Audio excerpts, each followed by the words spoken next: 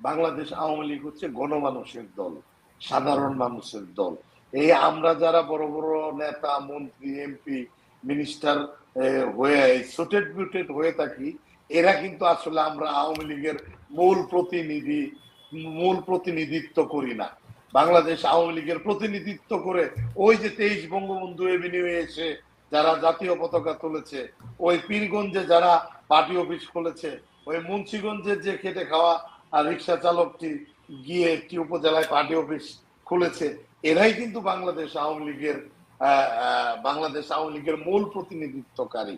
আপা ঠিক আছে, আমরা যখন বিরোধী দলে ছিলাম, তখন কিন্তু আমরা দেখেছি কোনো বিক্ষোভ মিছিল হলে, হরতাল হলে, ওই বিক্ষোভ মিছিলের সম্মুখ ভাগে ওই নেতারা ক্যামেরা পর্যন্ত থাকতো। মিডিয়া যখন চলে যেত তখন কিন্তু নেতারা স্লো হয়ে যেত।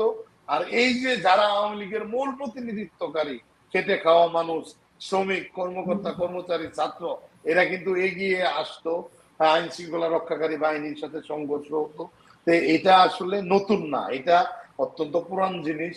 বাংলাদেশ আওয়ামী লীগের প্রতিনিধিত্ব করে এই দেশের জনসাধারণ, খেটে খাওয়া সাধারণ মানুষ, লুঙ্গি পরিহিত মানুষ, ঘামে ভেজা মানুষ, যাদের শরীর থেকে ঘামের গন্ধ আসে, যারা খেটে খায়, পরিশ্রম করে খায়, এদের দলই হচ্ছে কিন্তু বাংলাদেশ আওয়ামী লীগ।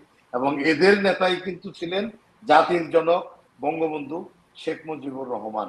সো বাংলাদেশ আওয়ামী লীগ দেখেন, এত বড় দল, এত নেতা, আমরা এত জন, এত বড় বড় অনেক কিছু দাবি করি, কিন্তু দেখেন আমরা কিন্তু একটা পার্টি অফিস খোলাইতে পারতেছি না, একটা জায়গায় যেতে পারতেছি না। কিন্তু এই দলকে যারা ভালোবাসে, এই দলের যারা এই দলের যারা মেইন প্রতিনিধিত্বকারী, এই দলকে যারা যুগের পর যুগ টিকিয়ে রাখে, তাদেরকে কিন্তু বলতে হচ্ছে না। আমি কিন্তু ফোন করে বলতেছি না, কিংবা কোনো বড় নেতা কিন্তু বলতেছে না, যাও পার্টি অফিসে যাও, পার্টি অফিসটা খোলো, এই তোমাকে 100টা টাকা দিলাম, এটা দিয়ে আগরবাতি কিনো, একটা মিলাদ করো। এইগুলা কিন্তু নেতাদের বলতে হচ্ছে না। মানুষ, তৃণমূল কিন্তু স্বপ্রণোদিত হয়ে নিজেরাই এগুলো করতেছে।